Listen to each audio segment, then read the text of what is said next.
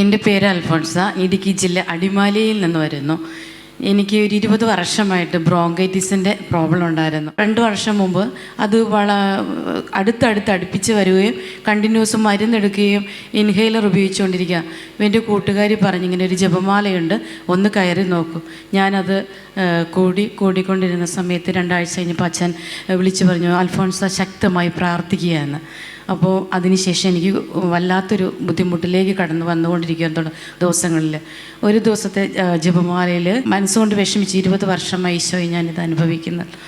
അപ്പോൾ അന്നത്തെ ജപമാലയിൽ അച്ഛൻ കൃത്യമായിട്ട് പറഞ്ഞു, 20 വർഷമായ ഒരു ആസ്മ രോഗിയെ കർത്താവ് സൗഖ്യപ്പെടുത്തുന്നു എന്ന്. അത് അതിനുശേഷം ഞാൻ കഴിഞ്ഞ ജൂലൈയിൽ ഇവിടെ വന്നു. അപ്പോൾ ഞാൻ മൂക്കുത്തി ധരിച്ചിട്ടുണ്ടായിരുന്നു. അപ്പോൾ അതിൻ്റെ എനിക്ക് മനസ്സിലൊരു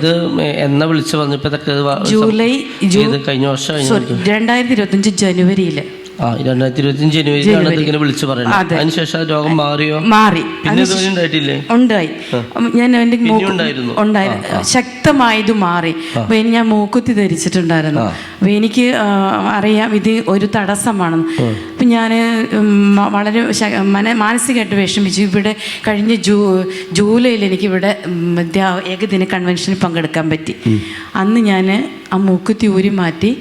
അതിനുശേഷം എനിക്ക് പിന്നീട് ഒരിക്കലും ആ ബുദ്ധിമുട്ട് ഉണ്ടായിട്ടില്ല. നന്ദി പറഞ്ഞ നല്ലൊരു കൈയടി കൊടുത്തോ.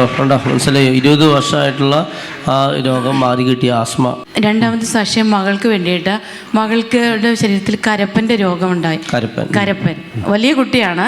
അപ്പോൾ ഞാനിവിടെ കഴിഞ്ഞ വർഷത്തെ ഏകദിന കൺവെൻഷൻ വന്നപ്പോൾ ഒലിവ് ഓയിൽ വാങ്ങിക്കൊണ്ടുവരുന്നു, വെഞ്ചരിച്ച വെള്ളം, ഇത് രണ്ടും പുരട്ടി പ്രാർത്ഥിച്ചു. അതിൻ്റെ ഫലമായിട്ട് അത് മാറിക്കിട്ടി. മൂന്നാമതൊരു സാക്ഷ്യം, എൻ്റെ കൂടെ ജോലി ചെയ്യുന്ന ഒരു സിസ്റ്റർക്ക് 35 വയസ്സേ ഉള്ളൂ. സ്ട്രോക്ക് വന്ന് കംപ്ലീറ്റ് പാരാലിസായി ബെഡിലായി. സിസ്റ്ററിന് ഓർമ്മ പോയിട്ടില്ല, ഭയങ്കര കരച്ചിലായിരുന്നു. ഞാനിവിടെ ഞായറാഴ്ച പ്രാർത്ഥന സഹായം വിളിച്ചു ചോദിച്ചു.